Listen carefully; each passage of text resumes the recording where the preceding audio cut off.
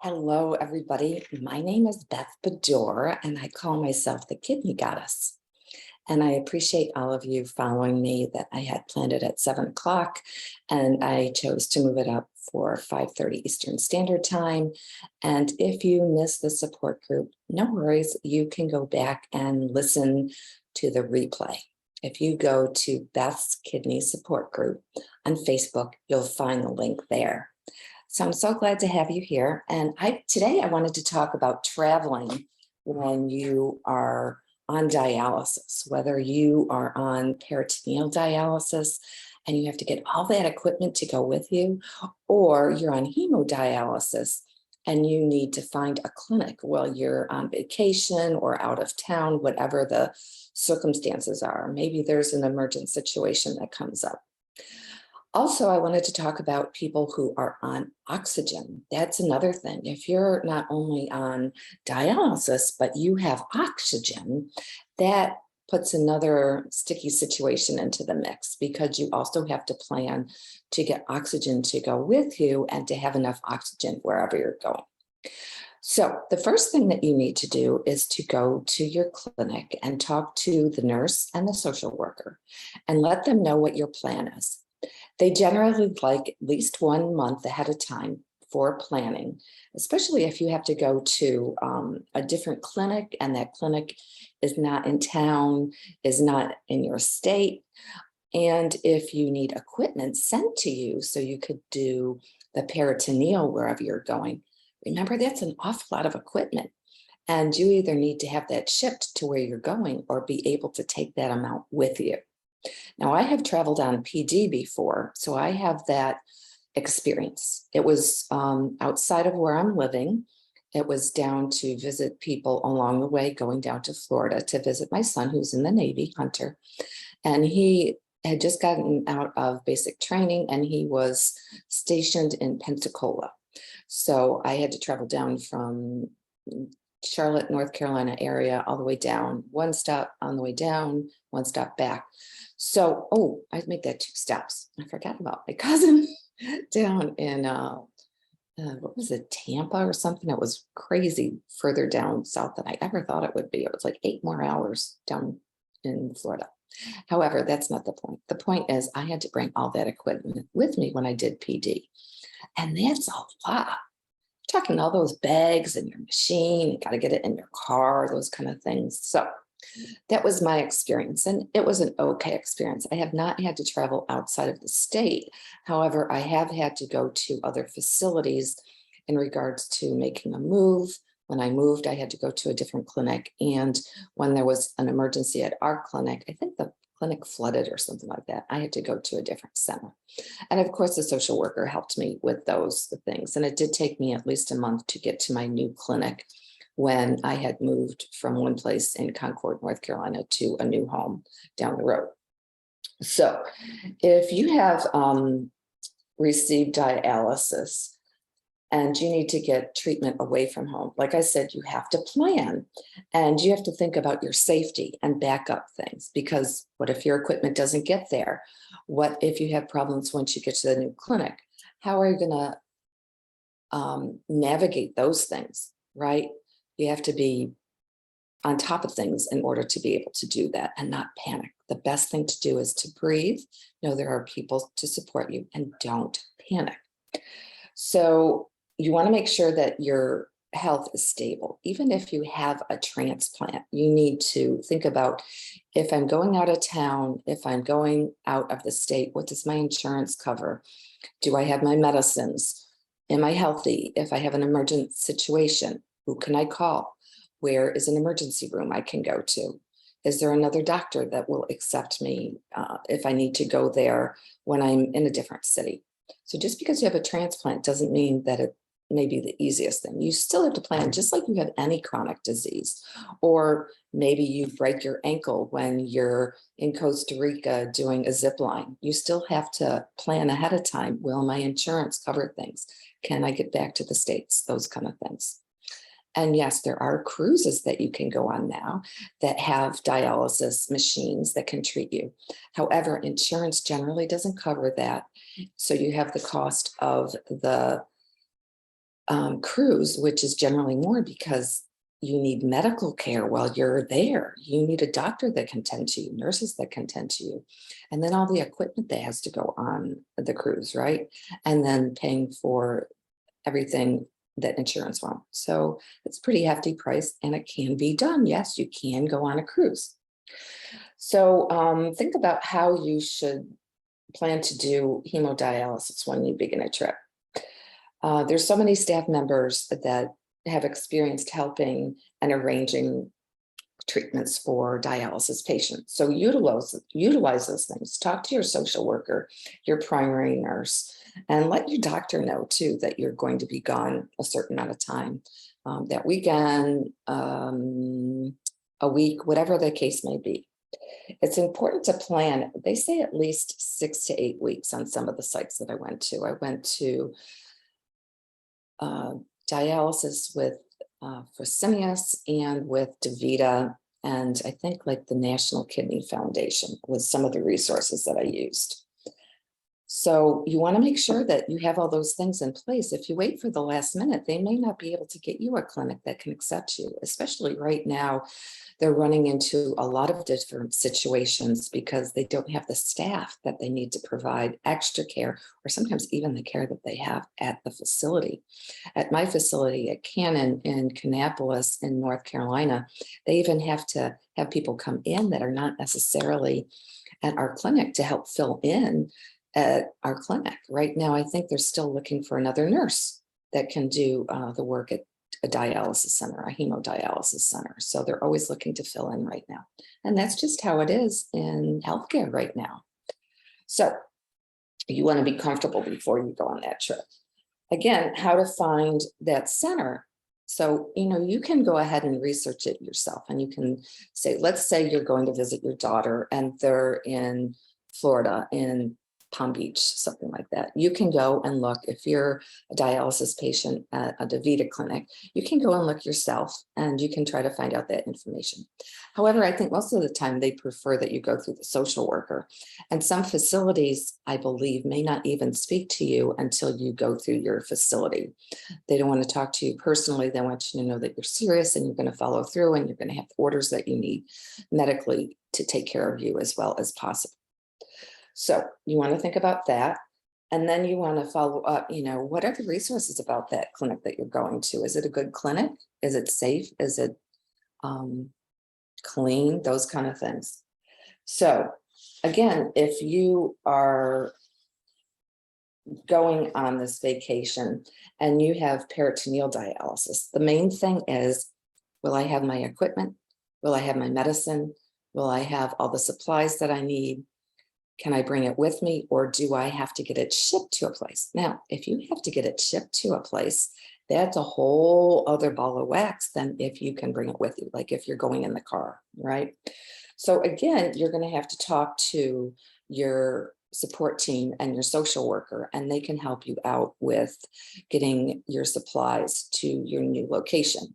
And you can also go through the facility and the site that helps you get all your supplies. I did that before, but I've forgotten what group I used to order my supplies. However, the social worker can help you out with that. You need a copy of your medical records. Your living will should be in place. Your power of attorney should be in place. All those records should be with you, so you have them in case there's an emergency, and for the new facility that's going to be taking care of you if you need support while you're there. We're still talking about peritoneal dialysis. So those are things that you want to think about.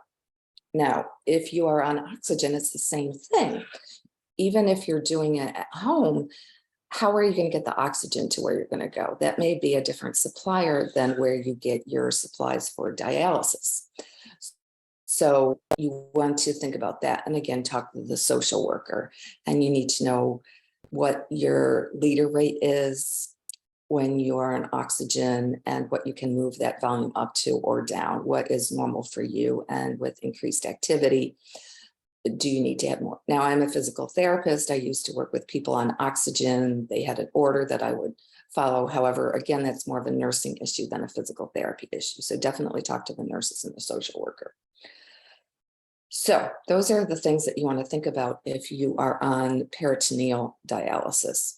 I do not believe that you want to take a lot of those things on the plane, because if you do, most of the time you have to pay in weight of your luggage. So boy, that would be a hefty price. I believe it's better to ship it.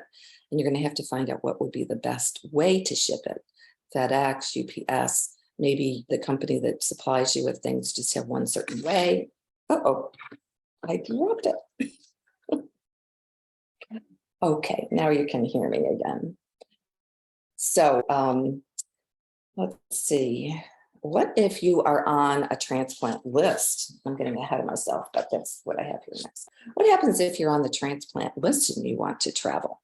So again, you have to know your transplant itself, and you have to talk to the transplant coordinator that knows that you're on the list. So again, you have to let them know, and it might depend on how close you are to being on the top of the list and how far away you are from getting to the facility if you need to get there.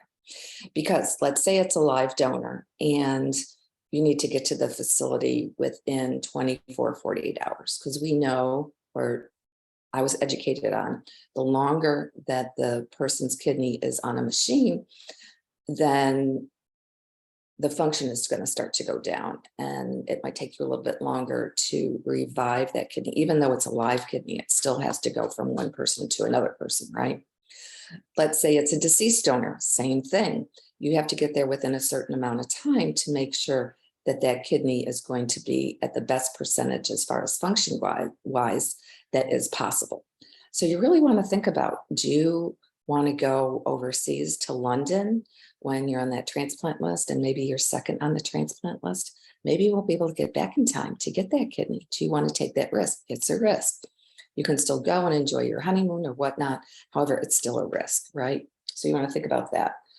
Again, if you're a diabetic patient and you are on dialysis, those are some other things you have to think about that you're going to need, that you can manage your insulin, your medicine, that you can get to a doctor in time if you're having an emergent situation, really trying to control your blood sugar. And if you are going to places that you might not be eating how you normally do, what your normal routine is, because you think it's a special situation, or maybe you don't have access to the food that you need to for whatever reason, then really think about that ahead of time and what medicines you need to do, and let your family be aware of what's going on with your health.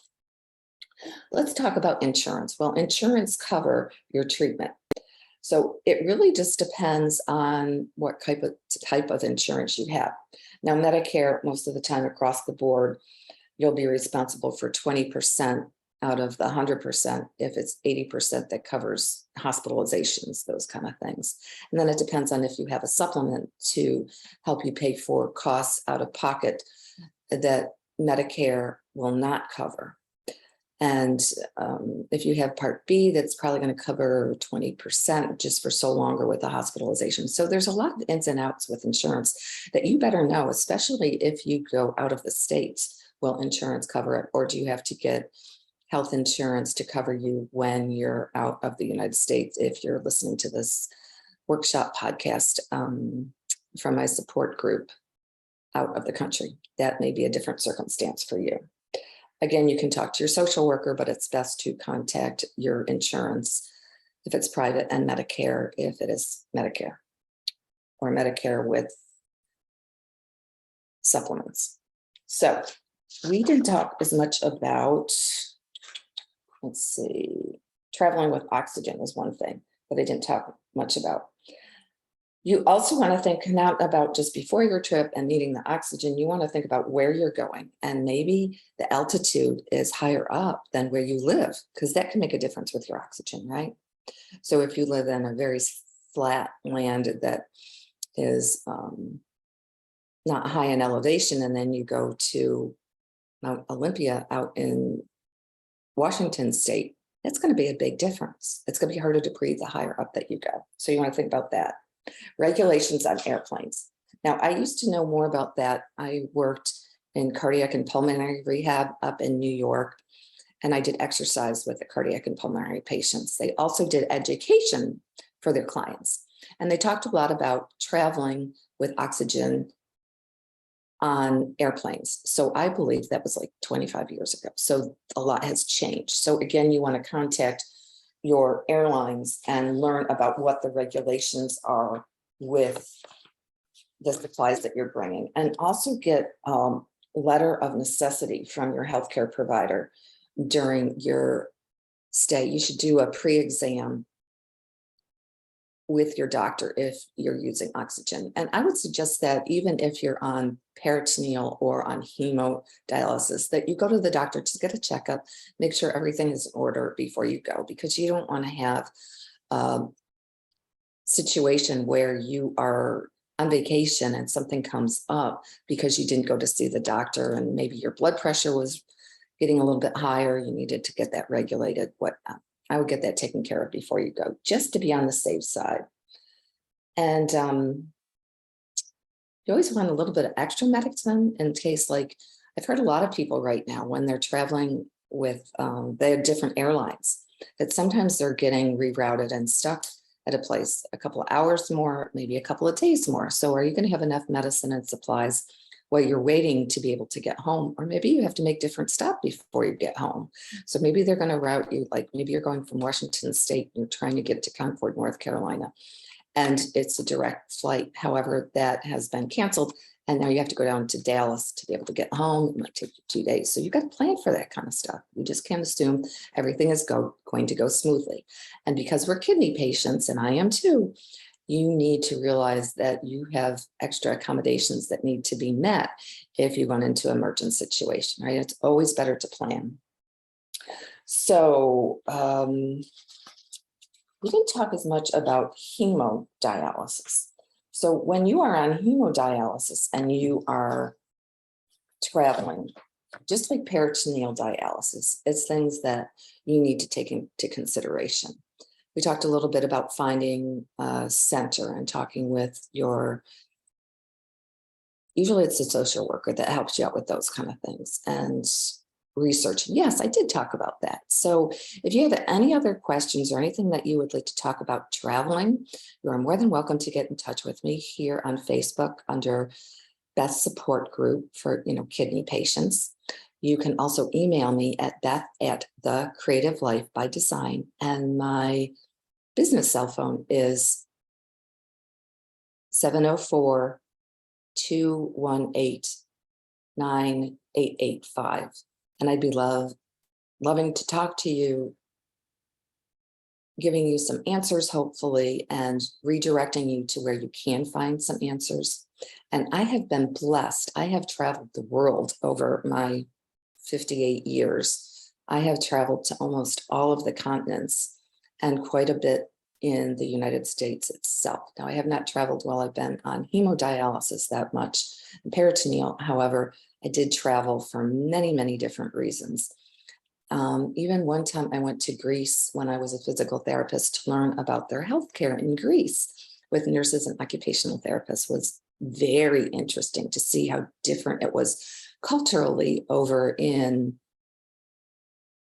abroad, let's say, than it is in the States, and it is in the States now. So that is the summary for today. I hope that you can go back and do the replay if you have not been able to attend. It's a lot of good information, and this is summertime. This is now into the beginning of August in 2022, and a lot of people are traveling now because COVID is not supposed to be as bad as it was. And now I know that it is coming back somewhat from what I hear, so please wear your mask. And also, monkeypox is around right now. They're talking about that. And I think a couple of cases of polio in New York City. So these are also some things that you want to think about when you're traveling. What are the statistics in these different places? And is it worth it to take that risk? And if it is, then enjoy your travels. And we will see you in September. I do not have a specific plan right now. I am looking for people who want to be speakers, and I will be the host September through December of 2022. And then we will see what pans out for 2023. And if you want to learn more about some of my travels, you can go to Amazon and order my book, Never Say Never, Living with Kidney Disease from Victim to Victorious. I also have the journal to go with that to show you how to go from feeling a victim in your life to being victorious, to being a champion in your life. There's 5 steps. And those are, first, you have to be aware that you're playing a victim. Then you have to accept that that's the role you're playing in your life right now. If you don't accept it, you don't acknowledge it, you're not going to go to the next step. Then you have to take action. But what happens if you take the same action all the time? You're going to get the same results. So I do what I call shifting left or stepping left, doing something new with your brain, with your behaviors, with your spoken language. All those different things need to add up to a new perspective. And then you got to trust your gut, your instinct. We all have that little voice inside your head that says, yes, you're moving in the right direction, or no, this isn't good. I should do this. I shouldn't do that. So once you learn how to trust that gut and believe in yourself, that when you're taking these new steps, these are working, you are researching, experimenting, practicing these new behaviors, mindset, languages. When I say languages, it would be like, I gave up giving up. I don't any longer say I'm giving up. I don't self-sabotage that way. That's a new way of speaking, right? So when you conquer these things, then you can trust your gut and move forward. So keep smiling, and I've given up giving up, and so can you. Have a great night.